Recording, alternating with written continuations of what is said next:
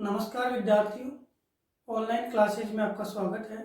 विद्यार्थियों, अपने पिछले वीडियो के माध्यम से वायुमंडल के संरचना, जिसमें कौन कौन से तत्व वायुमंडल में पाए जाते हैं और परतीय आधार पर वायुमंडल का क्या स्वरूप है, हमने पढ़ा।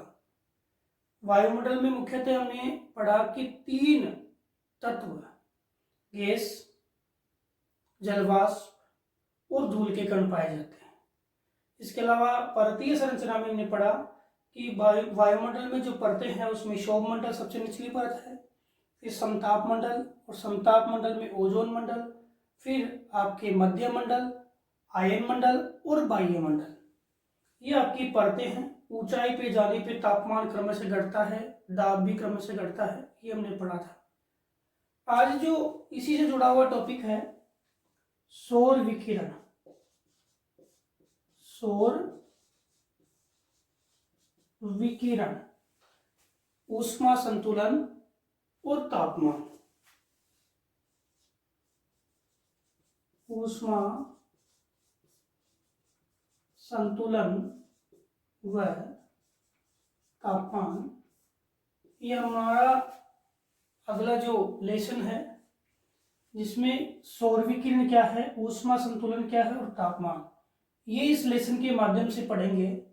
आज इस वीडियो के माध्यम से हम सौर विकिरण पढ़ते हैं कि सौर विकिरण क्या होती है। सौर विकिरण क्या होती है? देखो, सामान्य हम बात करें तो पृथ्वी जो है हमारी, इस पृथ्वी पे जो ऊर्जा प्राप्ति या ताप प्राप्ति का एकमात्र स्रोत वो क्या है? सूर्य। पृथ्वी जो है, पृथ्वी पे ऊर्जा प्राप्ति का एकमात्र स्रोत क्या है? सूर्य है। अब सूर्य की हम बात करें तो सूर्य का जो बाहरी भाग है, जो सूर्य का तल जिसे बोल सकते हैं, इस तल का तापमान है वो आपके 5700 डिग्री सेंटीग्रेड या 6000 केल्विन, 5700 डिग्री सेंटीग्रेड या 6000 केल्विन। तथा सूर्य के आंतरिक भाग में जाओ तो सूर्य के आंतरिक भाग में तापमान लगभग 1.5 से 2 करोड़ केल्विन, 1.5 से 2 करोड़ केल्विन आपको तापमान देखने को मिलेगा सूर्य के आंतरिक भाग में। अब सूर्य लगातार क्या करता है? रेडियोधर्मिता के आधार पर अपनी ऊष्मा का उत्सर्जन करता रहता है, लगातार अपनी ऊष्मा को क्या करता है? उत्सर्जन करता है। और जो पृथ्वी है, जो पृथ्वी की सूर्य से दूरी है, उस दूरी के आधार पर हम देखें तो पृथ्वी सूर्य से कंप्लीट जो ऊर्जा है उसका एक मतलब आधा अरबवा भाग, आधा अरबवा भाग, यानी कंप्लीट ऊष्मा का आधा अरबवा भाग है पृथ्वी ग्रहण करती है। कितना?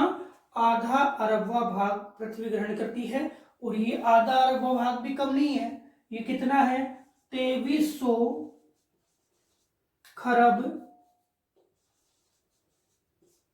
अश्व शक्ति के बराबर है। बताओ, यानी आधा अरबवा भाग वो भी कितना है? 23 खरब अश्व शक्ति के बराबर है, जो पृथ्वी सूर्य से प्राप्त करती है। इसका मतलब सूर्य में कितनी एनर्जी है, सूर्य में कितनी ऊष्मा है। अब इसका आधा अरबवा भाग पृथ्वी ग्रहण करती है। अब इस आधा अरबवा भाग की हम बात करें तो पृथ्वी है वो अपनी सूर्य ऊष्मा है, जिसे सोलर एनर्जी बोलते हैं, जिसे हम क्या बोलते हैं? सौर विकिरण बोलते हैं, जिसको अब इंसोलेशन बोलते हैं।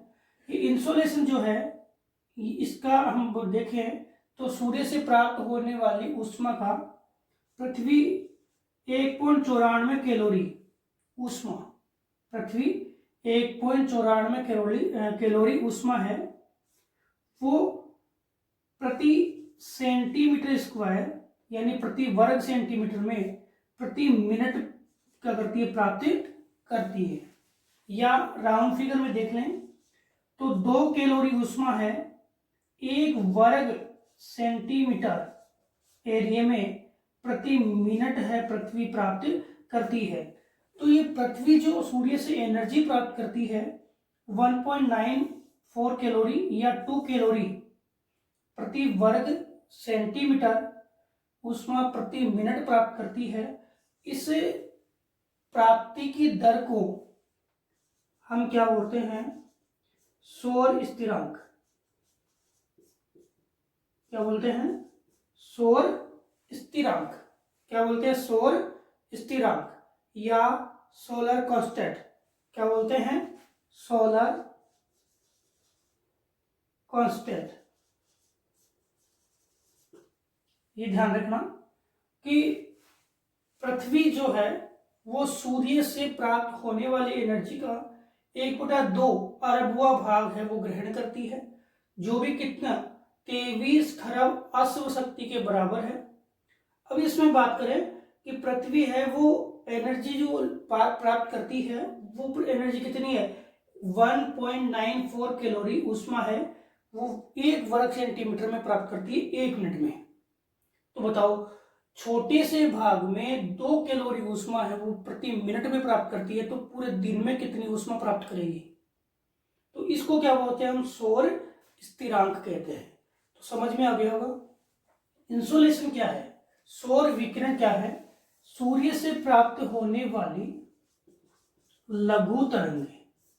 कौन सी वेव्स है? लघु तरंगे, जो हमें प्रतिदिन ऊष्मा के माध्यम से प्राप्त होती है, जिसके द्वारा पृथ्वी तल है वो क्या होता है? गर्म होता है।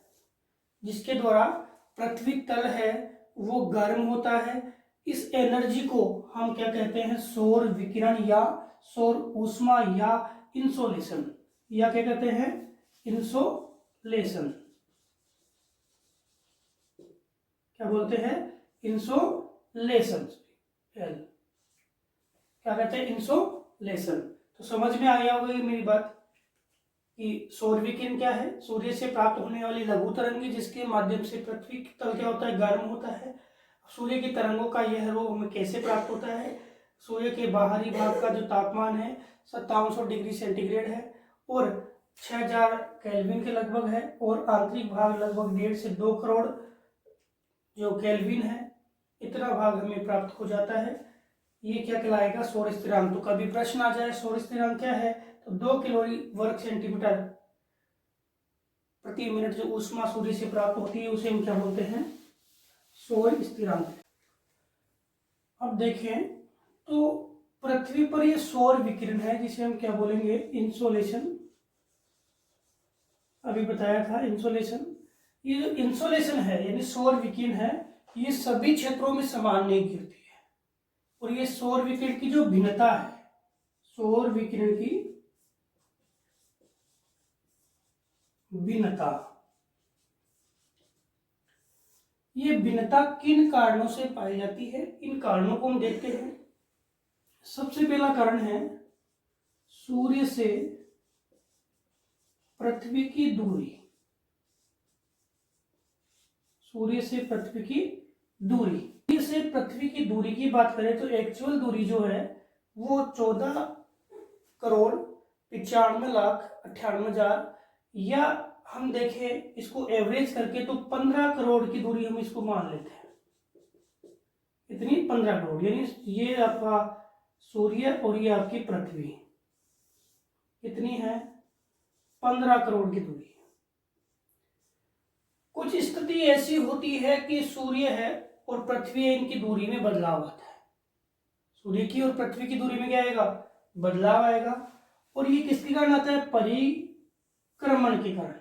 परिक्रमण के कारण एक स्थिति होती है कि सूर्य है वो पृथ्वी के काफी नजदीक होता है, और एक स्थिति होती है सूर्य है पृथ्वी के काफी दूर होता है। नजदीक होता है उस प्रक्रिया को बोलते हैं, उस स्थिति को बोलते हैं उपसौर। क्या कहते हैं? उपसौर। क्या कहते हैं? उपसौर कहते हैं। और ये स्थिति 3 जनवरी को होती है। कब होती है? 3 जनवरी को होती है, जब सूर्य है पृथ्वी से 14.70 करोड़ किलोमीटर दूर होता है। कितना होता है? 14.70 करोड़ किलोमीटर दूर होता है। एक स्थिति होती है जब पृथ्वी सूर्य से दूर होती है, उसको बोलते हैं अपसौर। ये स्थिति होती है 4 जुलाई को। इसमें सूर्य होता है 15.20 करोड़ किलोमीटर। इसमें 15.20 करोड़ किलोमीटर होता है। अब सूर्य नजदीक है तो ज्यादा ताप देगा, सूर्य दूर है तो कम ताप देगा। तो इस स्थिति में जब 3 जनवरी को 7% है वो ताप वृद्धि होती है, या 7% जो ताप अधिक मिलता है, और 4 जुलाई को 7% ताप है वो कम मिलता है। तो ये पहला कारण है कि सूर्य की दूरी है, और सूर्य की दूरी के कारण पृथ्वी को ताप में क्या है, भिन्नता प्राप्त होती है। साथ ही साथ यहाँ पे एक कारण और जिम्मेदार है कि जैसे पृथ्वी परिक्रमण करती है तो सूर्य कभी उत्तरायण होता है, कभी सूर्य दक्षिणायन होता है। जब सूर्य का पृथ्वी है वो सूर्य के चक्कर लगाती है तो कभी सूर्य उत्तरायण होता है तो कभी सूर्य दक्षिणायन होता है। तो सूर्य के उत्तरायण और सूर्य के दक्षिणायन होने के कारण क्या होता है, दिन की अवधि में क्या आता है, अंतर आता है। और दिन की अवधि है क्योंकि दिन में सूर्य में मिलेगा, तो दिन की अवधि में जो अंतर आता है वह सूर्य ताप को या सौर विकिरण को क्या करता है, प्रभावित करता है। कैसे करता है, जब सूर्य उत्तरायण होता है तो उत्तरी गोलार्ध में आपके 23.5 डिग्री कर्क रेखा पे सूर्य चमकता है। कहाँ चमकता है, 23.5 डिग्री कर्क रेखा पे सूर्य चमकता है। एक बार मैं आपको स्थिति बता दूं, समझना इस चीज को, कि जब सूर्य हुआ उत्तरायण तो सीधा आपके 23.5 डिग्री कर्क रेखा पे सूर्य चमक रहा है। तो कर्क रेखा पे सूर्य चमक रहा है तो उत्तरी गोलार्ध में दिन की अवधि ज्यादा होगी। उत्तरी गोलार्ध में दिन की अवधि क्या होगी, ज्यादा। और दक्षिणी गोलार्ध में दिन की अवधि क्या होगी, कम होगी। ऊपर जब दिन की अवधि ज्यादा है तो इसको हम देखें तो उत्तरी गोलार्ध में 66.5 डिग्री है, यहाँ पे 24 घंटे का दिन होगा, और 90 डिग्री पे 6 महीने का दिन होगा। और अपोजिट साइड बात करें तो यहाँ पे जो 23.5 डिग्री कर्क रेखा है, यहाँ पे 13 घंटे की रात दिन होगा, और यहाँ पे अपोजिट देखो तो 11 घंटे का दिन होगा, और नीचे देखें तो यहाँ पे 6 महीने की क्या होगी, रात्रि होगी। तो उत्तरी गोलार्ध में तापमान अधिक मिलता है जब सूर्य उत्तरी गोलार्ध में होता है, और दक्षिणी गोलार्ध में जब सूर्य होता है दक्षिणी गोलार्ध में तापमान अधिक मिलता है, और दिन की अवधि में भी क्या आता है, बदलाव आता है। इसके अलावा और कौन से कारक जिम्मेदार है, पहला सूर्य से पृथ्वी की दूरी समझ में आ गया, दूसरा दिन की अवधि में बदलाव आएगा सूर्य के परिक्रमण के दौरान। अब तीसरा जो कारण महत्वपूर्ण है वो है पृथ्वी का अपने अक्ष पे घूर्णन। पृथ्वी का अपने अक्ष पर घूर्णन। देखो, पृथ्वी का अपने अक्ष पर घूर्णन और झुकाव, इस झुकाव को भी हम इसमें शामिल करेंगे। क्यों? क्योंकि पृथ्वी का अपने अक्ष पे घूर्णन, एक बार सूर्य के पास ये वाला भाग आ गया, दूसरी बार इसके अपोजिट वाला भाग आ गया, तो जो भाग सूर्य की साइड में आएगा वहां क्या होगा, दिन, और अपोजिट है वहां क्या होगी, रात। जहां दिन है वहां ताप मिलेगा, और जहां रात है वहां ताप नहीं मिलेगा। अब दूसरी बात, पृथ्वी का घूर्णन के साथ साथ पृथ्वी का झुकाव, क्योंकि पृथ्वी अपने अक्ष पे कितनी झुकी हुई है, 23.5 डिग्री। कितनी झुकी हुई है, 23.5 डिग्री। और इसके झुकाव के कारण सूर्य की जो विकिरणें आती है, उन सूर्य की विकिरणों का क्या बनता है, नतिकोण। तो सूर्य की विकिरणों का क्या बनता है, नतिकोण। नतिकोण क्या है, पृथ्वी के झुकाव के कारण, इसके कारण, पृथ्वी के झुकाव के कारण ये आपके सूर्य की विकिरणें आ गई। अब यहाँ पे सूर्य की किरणें हैं वो सीधी टकरा रही है, ऊपर जाएगी, तो पृथ्वी के झुकाव के कारण इनकी जो रूपरेखा है उसमें क्या गई, बदलाव हो गया। और नति कोण है वो ध्रुवों पे क्या होता है, बहुत कम होता है, और भूमध्य रेखा पे बहुत ज्यादा होता है। नति कोण है वो ध्रुवों पे क्या होता है, कम होता है, भूमध्य रेखा पे ज्यादा होता है। या यूं बोल सकते हो कि निम्न से उच्च अक्षांशों की ओर चलते हैं, निम्न से उच्च अक्षांशों की ओर चलते हैं तो नति कोण का मान कम होता चला जाता है। और नति कोण का मान कम होता चला जाता है तो सूर्य की किरणें हैं उनका तिरछापन बढ़ जाता है। सूर्य की किरणों का क्या बढ़ गया, तिरछापन। अब सूर्य की किरणों का तिरछापन बढ़ा तो तिरछी किरणें हैं वो ज्यादा भाग को घेरेगी और सीधी किरणें हैं वो कम भाग को घेरेगी। अब कम भाग को घेरेगी तो ज्यादा ताप प्रदान करेगी, और ये ज्यादा भाग को घेरेगी तो कम ताप प्रदान करेगी। तो अपेक्षाकृत भूमध्य रेखा की तुलना में ध्रुवों पे ताप की मात्रा कम होती है, जिसका कारण है पृथ्वी का अपने अक्ष पे झुकाव और नति कोण, झुकाव और नति कोण। तो पृथ्वी का अपने अक्ष पे घूर्णन और अपने अक्ष पे झुकाव यानी नति कोण, ये भी कारण है जिसके कारण आपके सूर्य ताप की मात्रा में क्या होती है, कमी आती है। तो हमने समझा कि दिन की अवधि ये भी सूर्य ताप को प्रभावित करती है। सूर्य से पृथ्वी की दूरी है, ये भी सूर्य ताप को प्रभावित करती है। सूर्य का उत्तरायण होना, सूर्य का दक्षिणायन होना, ये भी सूर्य ताप को प्रभावित करता है। साथ ही साथ अपने अक्ष पे घूर्णन, पृथ्वी का घूर्णन दिन रात बढ़ाएगा, और झुकाव यानी नति कोण, ये भी सूर्य ताप की मात्रा को प्रभावित करेगा। इसके अलावा वायुमंडल की पारदर्शिता, वायुमंडल की पारदर्शिता,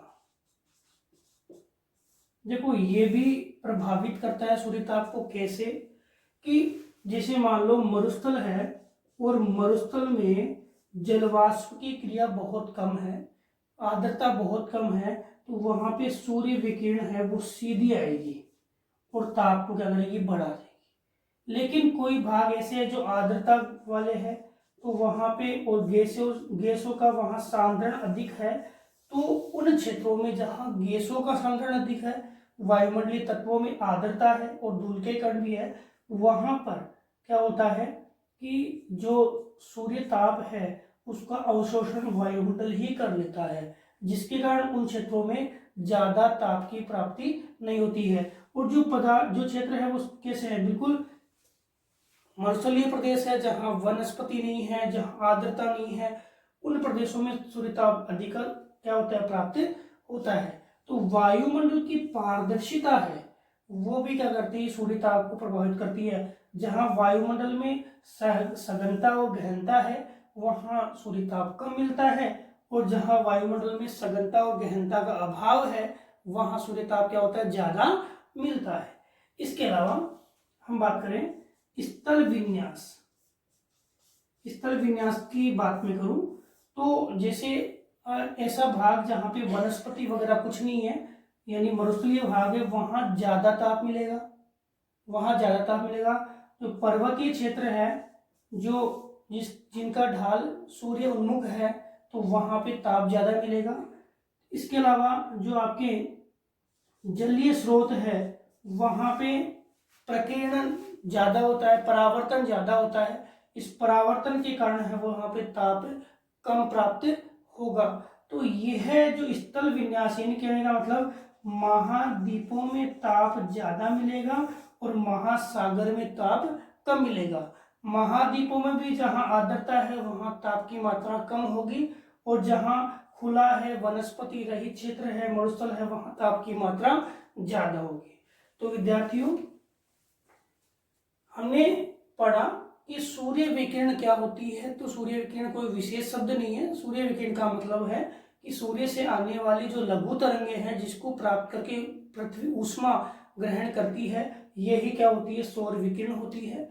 और सौर विकिरण है वो सभी जगह बराबर नहीं है, जिसके कौन कौन से कारण हैं। एक तो पृथ्वी की दूरी है, पृथ्वी की सूर्य से दूरी है। दूसरा कारण है दिन की अवधि है, सूर्य का उत्तरायण होना है, सूर्य का दक्षिणायन होना है। साथ ही साथ जो आपके नति कोण है, नति कोण झुकाव जो अपने सूर्य के विकिरणों का, और वह पृथ्वी के झुकाव के कारण है। इसके अलावा वायुमंडल की पारदर्शिता, वह ज्यादा सघन वायुमंडल है तो सूर्य ताप को वायुमंडल अवशोषित कर लेता है, और कम सघन है तो सीधा आने देता है। इसके अलावा स्थल विन्यास है, वो ये सारे कारक है वो किसको प्रभावित कर रहे हैं, सूर्य ताप की भिन्नता को प्रभावित कर रहे हैं। अब कभी प्रश्न आ जाए सौर्य ताप आ जाए, इंसोलेशन आ जाए या सौर विकिरण आ जाए तो बात एक ही है। तो विद्यार्थियों हमने सौर विकिरण के बारे में जाना। अगले वीडियो के माध्यम से ऊष्मा बजट क्या होता है, पृथ्वी किस प्रकार से गर्म होती है, किस प्रकार से ठंडी होती है, इसके बारे में हम जानेंगे। धन्यवाद।